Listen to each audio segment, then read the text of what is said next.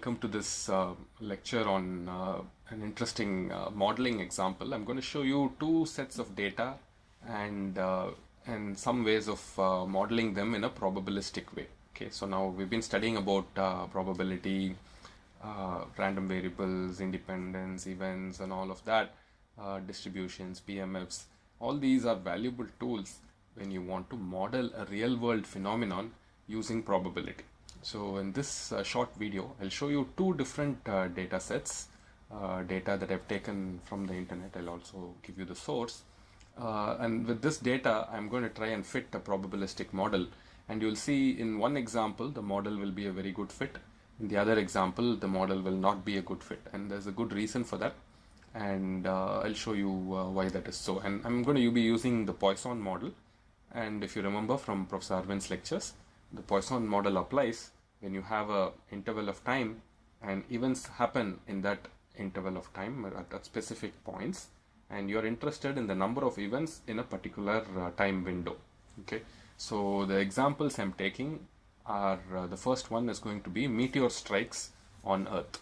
Okay, so many of you might know this phenomenon. The Earth is in space, and Earth's atmosphere protects us from meteorites that constantly get pulled into the Earth by the gravitational attraction force. So there are lots of small bodies of different sizes and shapes which enter the atmosphere, and these get burnt out in the atmosphere. So a significant meteorite or a big enough one is called a bolide, and this bolide data you can get from NASA websites. It's freely available. Maybe I should show you on the screen the actual URL. You can see that right there. That's the data source. It's a jplnasa.gov site/fireballs. You can go visit that and get this data, and the data will be in a raw format first. Let me show you what the format of the data will be. It will have the date and time of the meteorite striking, the latitude and longitude where it struck, and the altitude at which it may be burnt down, the velocity at which it came out, and few other data. You can go to the website to see what it is, and some impact and energy, etc. So I'm going to be interested in, so this is our event. So we have an interval of time, let's say from certain year to certain year, and within that year, every month there would have been a certain number of meteorite strikes. So now I'm interested in modeling that number of meteorite strikes per month as a Poisson distributed random variable. So now you can think about when the Poisson approximation is a good approximation, or a Poisson model is a good fit. You might remember from Professor Arvind's lectures that what happens when one interval of time and what happens in another interval of time which does not overlap with the first interval has to be independent. If it is independent, then the Poisson model is a good fit. And if you think about bolide or meteorite strikes, what happens in one month and what happens in the next month is going to be independent. It's not really closely connected. So we expect a Poisson model to be a good fit. So I've taken this raw data and I've processed it a little bit. And the processing that I did basically was I organized it year-wise, 1988 all the way till, if I'm not wrong, 2016. Okay, and every year I divided it up into months. Okay, you have January to December. Okay, so I've started. I counted the number of strikes which happened, let's say, in June 1994. That's 2 in number. Okay, so from the data from the NASA website, you have to organize it in this format. So this requires some minor scripting and playing around with Excel. Excel itself is good enough. Depending on your comfort, you can do this. So you see various numbers here. For instance, this month in August 1996 has seen 7 meteorite strikes, etc., etc. Okay, so this is the data month-wise for meteorite strikes. Now we have to take this data and then again further process it and assemble it in this fashion. So what I have here in this table that you can see here, there are 4 columns here. The first column I've called as number. This is the number of meteorite strikes per month. Okay, so 0, 1, 2, all the way up to 10. Okay, so the second column here, I called it as monthly frequency. So this is the way to understand this. There were 0 meteorite strikes for 24 months. Okay, so remember how many months, total number of months I'm considering, 1994 to 2016. That is 23 years. 23 into 12 is 276 months. Okay, so I'm looking at a total of 276 months. In these 276 months, 24 of the months had 0 meteorite strikes. 54 of the months had 1 meteorite strike. 76 of the months had 2 meteorite strikes, and so on. Okay, so that is the way to understand this. And this fraction computes the fraction of months in which there were 0 meteorite strikes. Okay, so this is 24 divided by 276. This is a fraction of months in which we had 1 meteorite strike. So that's 54 divided by 276. That's the fraction. Okay, so you keep on getting this fraction. Okay, and then this is the average number of meteorite strikes per month. Okay, so this you have to compute as 24 into 0 plus 54 into 1 plus 76 into 2 plus so on divided by 276. That is the average number of meteorite strikes per month. That ends up being 2.76. Okay. So this is the way in which you compute this data. This is, at this point, this is only data. I've only tabulated it. I've just looked at the data and counted it in different ways, figured out how many times, how many months we had 0 strikes, how many months we had 1 strike, etc. Okay. So now we have to do a Poisson fit to this model. Let me go to my writing page here and talk about Poisson fit. Okay. Now, what is the Poisson distribution? If you remember the PMF Poisson distribution, probability that x equals k is e power minus lambda, lambda power k by k factorial. And what is lambda? Lambda is the average of x. Okay, so in some sense, the average number that you are interested in. Okay, so now remember in Professor Arvind's lectures, he was mentioning how the Poisson PMF, so k equals 0, 1, 2, 3, so on. He was mentioning how the Poisson distribution actually counts the number of events, can be modeled to count the number of events in a specific time period, right?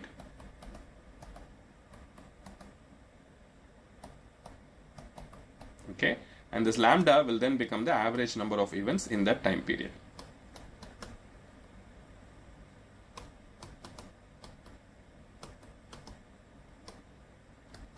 Okay, so what is it that we are interested in now? The event that I'm interested in is meteorite strike. And the time period I'm interested in is 1 month.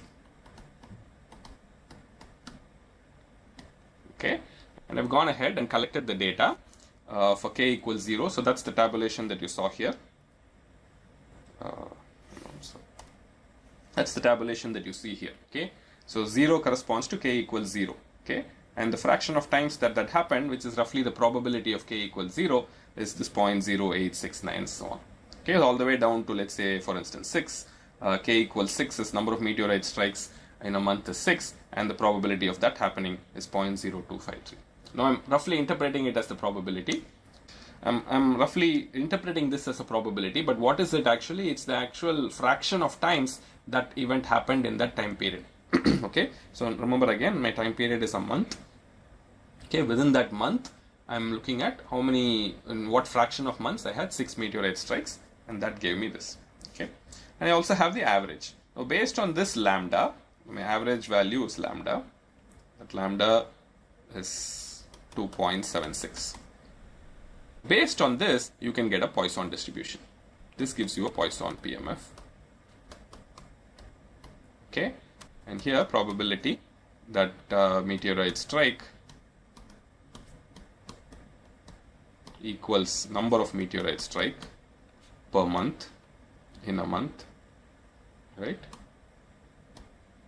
This k will actually be e power minus 2.76 power k divided by k factorial. Okay, so this is my model. Okay, so this is my model. Remember, this is my model. This is my probabilistic model. The actual data came from the NASA website, and then I fit a probabilistic model, and these are the numbers that I've calculated there. Okay, this is what I'm calling as Poisson fit. Okay, so for k equals 0, you get 0.0633.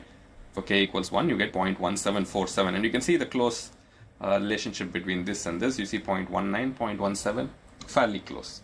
Okay, next is For k equals 2, you see it's fairly close, and so on. Okay, and you can actually make a sketch of these two things, the fraction and the Poisson fit versus the number from 0 to 10, and we see it's a reasonably good fit. Okay, so we have the same sort of behavior. Okay, so this is how people work with probabilistic models in practice. You go look at the data and then also have a good understanding of what kind of distribution will model the process by which this data was collected or the phenomenon involved in this process. That is very important. If you model that wrongly, you will get a very bad fit. Okay, it will not be a good fit, and you also saw that the fit is only approximate. You will never have an exact fit, So that's always true. In fact, all models, all theories work like that. Even deterministic theories never give you an exact fit, in practice. It's always an approximation. Okay, so probability also works like that. You will get an approximate fit most of the time, and you can see how this was worked. Okay, so this is the bolide data, the event being bolide hits on the Earth, meteorite strikes on the Earth. The next data I'm going to consider is from test matches. Okay.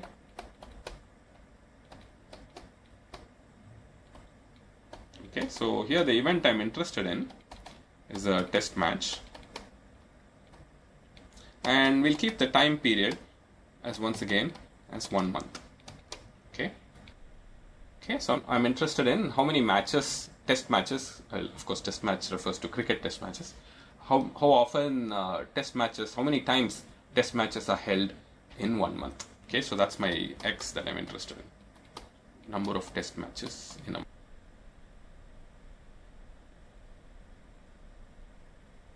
Okay, so here again, you first need to collect data over a period of time, count the number of test matches that happened in months. I've done that as well. So let me show you where I got that from. So first I should give acknowledgement of where I got the data from. The data I collected is from ESPN Cricinfo. You can also go to that page and collect that data. The data is in this form. It will give you the runs, wickets, balls, average run per over. You can calculate. You can analyze any other data that you like and do fits of different models. It's up to you, but the data I'm interested in is how many test matches were held in a particular month. Okay, that is what in every month. So this gives you the list of all the matches, where it was held, start date, the year, etc., etc. Okay, so from here I've processed this data a little bit, and from 1977 to 1994 I've now tabulated it in a different way. Okay. This is the months. 1 to 12 is the month. January, February, March, April, all the way till December. This is the year. And for instance, this number 3 means in July 1981, there were 3 test matches. Okay. And this number 1 means in August 1987, there was 1 test match. And blank means there were no test matches. Okay. So this is the data. You can look at this data again. And then once again, you have to now compute and convert this data into a form that we can use. So that's the form. So this is the frequency count. Okay, so similar to much like what I did before. Okay, so it means, what does this frequency count means? For 20 of the months that I considered between 1978 and 1993. Okay, once again you can see how many months I've considered from 78 to 93. That is, I believe, 16 years. So that 16 into 12 would be 160, 192, right? So that's the number of months that you would have here. And then you can divide 20 by 192 and you'll get this 0.1124. Okay, so that's the way in which you figure out this fraction. So the fraction is the fraction of months in which there were 0 test matches. So likewise, you have 1 test match, there were 24 months in which that happened, that's the fraction. 2, 3, 4, 5, 6, 7, 8 till up to 9, and you have these fractions. And the average number of test matches is roughly about 2.72. Okay, so that's an interesting number. So sometimes you shouldn't be looking at wrong statistics to compare. So average number of meteorite strikes on Earth is 2.76 per month, and average number of test matches in the that happen is 2.72. So can we conclude that test matches and meteorite strikes are related? Not really, I mean, so don't go into those wrong conclusions. But anyways, it's interesting to see that the average is roughly the same. Okay, so once again I did a Poisson fit exactly like before. Okay, I just took this average and did a Poisson fit on this. And if you make a plot here, you see that the plot is pretty bad. It's not very close to the fraction. Okay, so in the meteorite data, we got a wonderful Poisson fit for the event, which is meteorite strike per month. Now, if I do the same, different event, which is test matches per month, I get a very bad fit. Okay, the Poisson fit is very shallow and in some sense, but the test match fit ends up being very peaky. Around two, it's peaking a lot. A lot of months when they tend to happen, they have 2 test matches. Okay. Now, if you think about it, there's a very simple explanation for why the fit is bad here. Okay, the reason is if you consider test matches, how do test matches happen?